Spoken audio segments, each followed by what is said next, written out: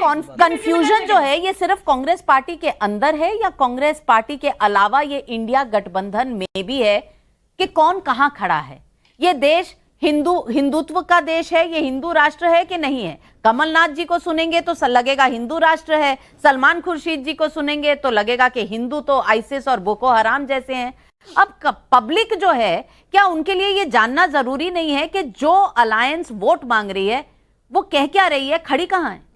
ये कांग्रेस के ही 2 मत हैं, तो इंडिया जो अलायंस है उसमें कितने मत होंगे? अजय आलोक जी, देश कंफ्यूज आ गया है। शुरू से ही हिंदुओं के प्रति कांग्रेस की दोगली नीति रही है। हिंदुओं से नफरत करने वाली कांग्रेस आज सिर्फ 2024 के चुनाव के लिए हिंदुओं को लुभाने में जुटी है। ये कहीं ना कहीं साफ दिखाई देता है। इस पे जोरदार बहस सुनिए जिसमें अजय आलोक ने सबकी लगाई क्लास। मेरा बड़ा साफ कहना है, तहसीन जी ने कहा कि बड़ा हिंदू मानने वाली पार्टी है। चलिए मान लेते हैं इनकी बात, जरा जवाब देंगे। मैं पॉइंट वाइज पॉइंट 1947 से ही शुरू कर देता हूँ। जब भारत और पाकिस्तान रिलीजियस आधार पर डिवीजन हुआ, हिंदू राष्ट्र क्यों नहीं बना दिया इसको जब वो इस्लामिक राष्ट्र बन रहा था? एक कारण बताइए। उस वक्त तो आप ही लोग थे पॉलिसी निर्माता, निर्माण ज्ञान, सब ज्ञान तो नेहरू जी या बाकी लोग के पास था, नहीं बनाया। हिंदू कोड बिल आज़ादी के बाद हिंदू कोड बिल तो ले आया, सारे संशोधन हुए, विरोध के बावजूद हिंदू कोड बिल बना, लेकिन मुस्लिम पर्सनल लॉ बोर्ड में एक छेड़छाड़ नहीं करना है। नागा साधुओं पे खुलेआम गोली चलवा दी, निहत्थे नागा साधुओं पे, लेकिन आज तक किसी मुसलमानों के मुहर्रम या प्रोसेशन या किसी भी विरोध के स्वर में आज तक कुछ नहीं। सोमनाथ मंदिर का बनने के समय नेहरू जी ने विरोध किया, डॉक्टर राजेंद्र प्रसाद के जाने का विरोध किया, लेकिन वो हिंदू विरोधी नहीं थे।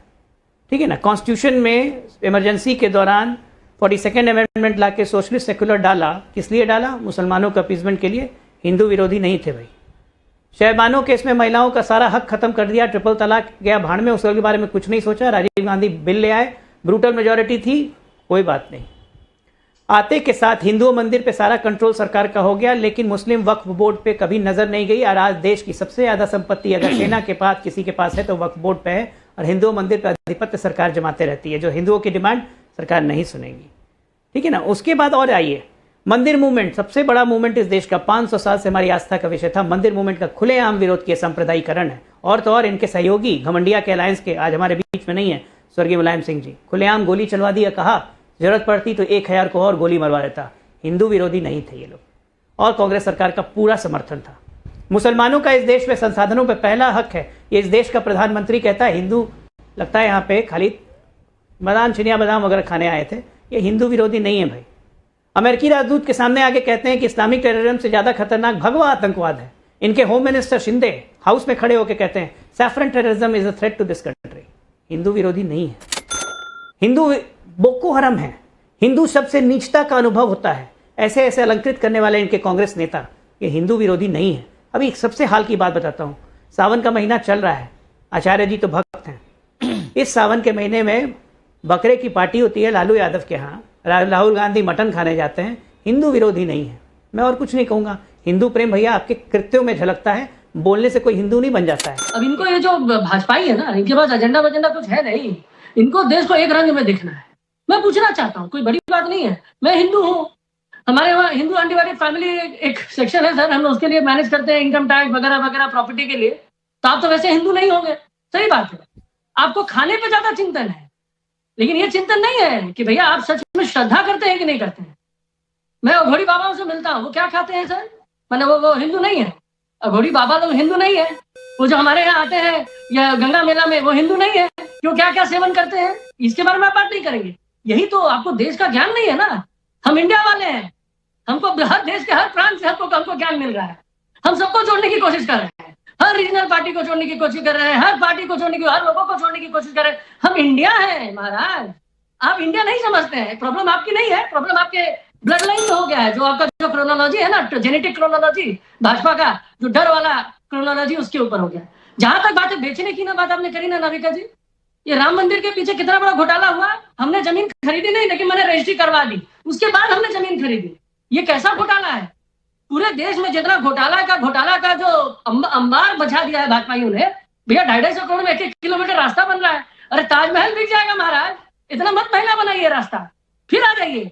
भैया आयुष्मान भारत के नाम पे करोड़ों का घोटाला।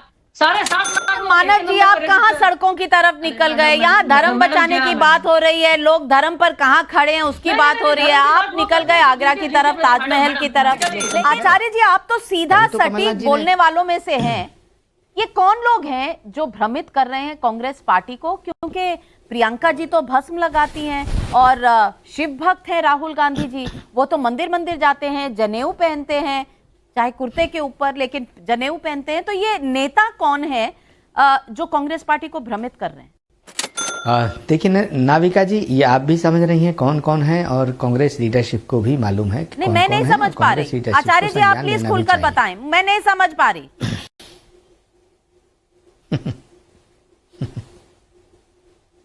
आप कुछ इंतजार करिएगा, आपको ज़रूर पता चलेगा कौन कौन लोग हैं, मैंने किन किन लोगों के बारे में बात की है।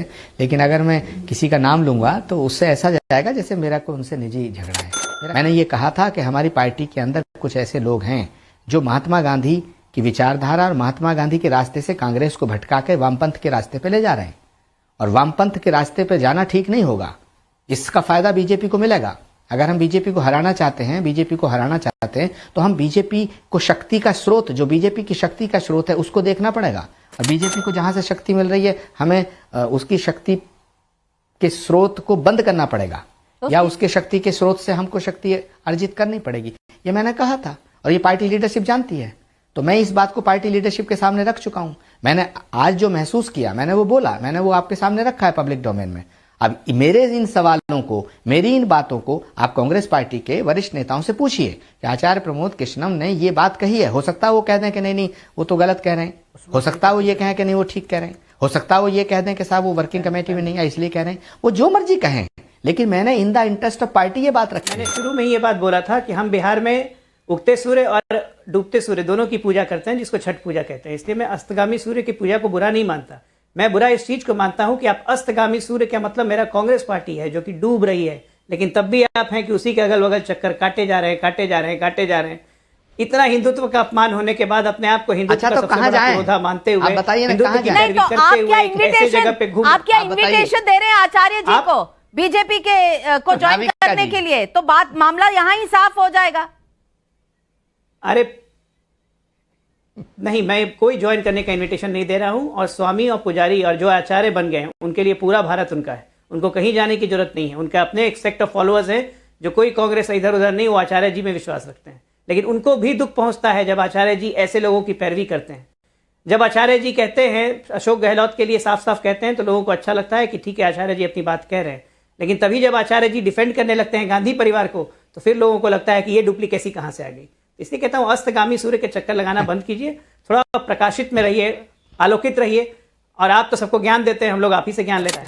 एक क्रिश्चियन माता का बेटा, इस पर तो मेरी आचार्य जी से डिबेट हो चुकी है। जब इन्होंने कहा था कि राजीव गांधी हिंदू है क्योंकि माँ के हिसाब से हिंदुत्व तय होगा, तब मैंने बोला तब राहुल गांधी तो क्रिश्चियन हो गए कि अगर माँ के हिसाब से होगा। तो उस वक्त आचार्य जी चुप हो गए, याद होगा आचार्य जी को।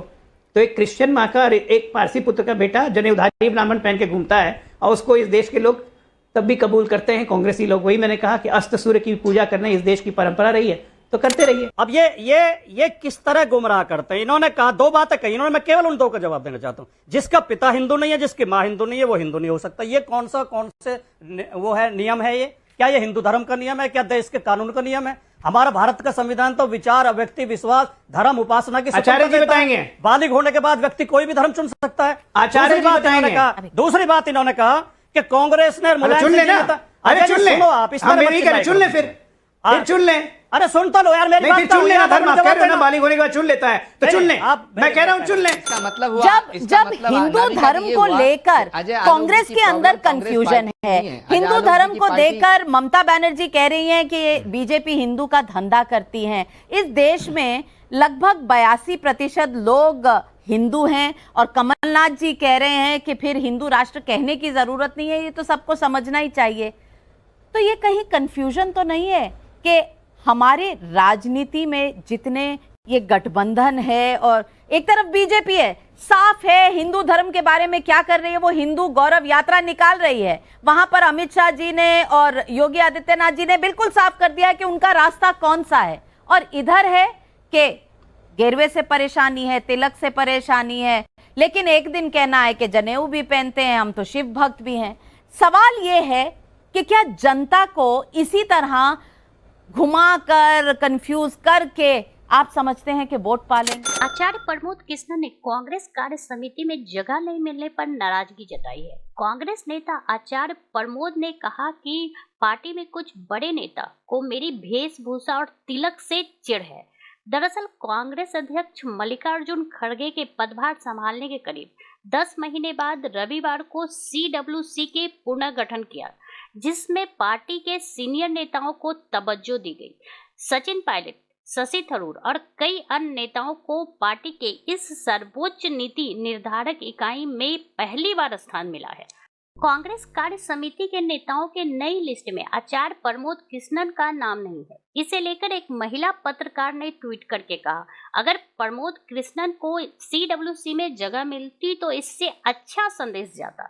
समझ नहीं आता कि आखिर क्यों कांग्रेस CWC में एक हिंदू संत को जगह नहीं दे रही। इस पर प्रतिक्रिया देते हुए आचार्य प्रमोद कृष्णन ने कहा, पार्टी के कुछ नेताओं को मेरी वेशभूषा और तिलक से चिढ़ है, जिन्हें मैं इस जन्म में नहीं छोड़ सकता।